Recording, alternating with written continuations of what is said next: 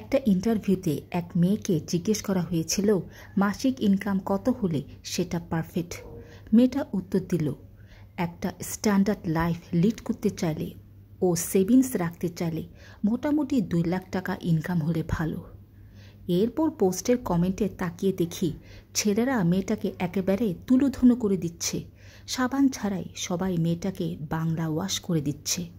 কেউ কেউ ছোট মানসিকতা, লোভী, গোল্ড ডিগার ইত্যাদি বলে গালিও দিচ্ছে। কিন্তু মেয়েটা তো খারাপ কিছু বলে নাই।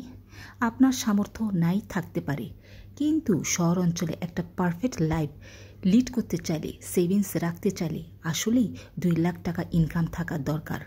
বাসা ভাড়া, বিদ্যুৎ বিল, বাচ্চাদের পড়াশোনার খরচ, ডাক্তারের খরচ, যাতায়াত খরচ, মেহমান থাকলে তাদের খরচ, খাওয়া দাওয়ার খরচ, জামা কাপড়ের খরচ এবং নিজস্ব বিনোদন ও শখের খরচের হিসাব করলে এই শহরে এই টাকা থাকা আসলেই একটা যথার্থ অ্যামাউন্ট। গৃহিণীরা যেভাবে তিল তিল হিসাব করে খরচ করে, আপনার কি মনে হয় সেটা একটা পারফেক্ট লাইফ?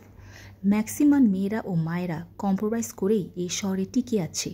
একটু প্রপার বিউটি কেয়ার করতে গেলেই মাসে 8-10 হাজার টাকা খরচ চলে যায়।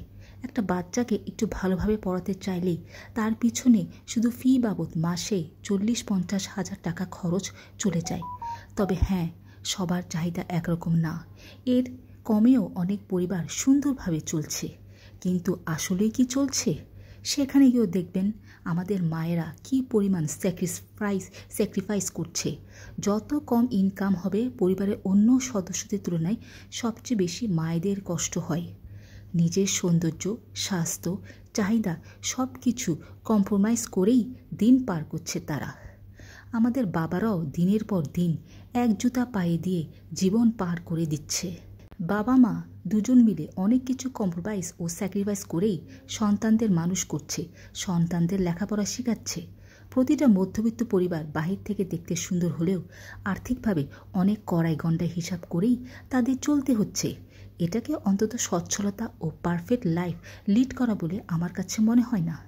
তাছাড়া এক একজনের চাহিদা এক এক রকম, জীবন ধারণের স্টাইলও এক এক রকম, সুতরাং ইনকামের ক্ষেত্রেও এটা ভ্যারি করবে।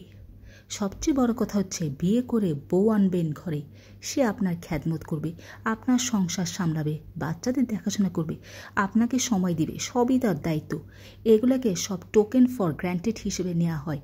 কিন্তু এর বিপরীতে ছেলের ইনকাম নিয়ে কথা বললেই মেয়েকে কেন লোভী আর গোল্ড ডিগার ইত্যাদি বলে গালি দেওয়া হয়? মেয়ে পারফেক্ট ইনকাম চাইলে যদি গোল্ড ডিগার আর লোভী হয়ে যায়, তাহলে যথাযথ ইনকাম ছাড়া পারফেক্ট বউ ম্যাটেরিয়াল চাইলে আপনি তো আরও বেশি লোভী ও গোল্ড ডিগার হয়ে যান, তাই না? কথাটা কিন্তু বাস্তব।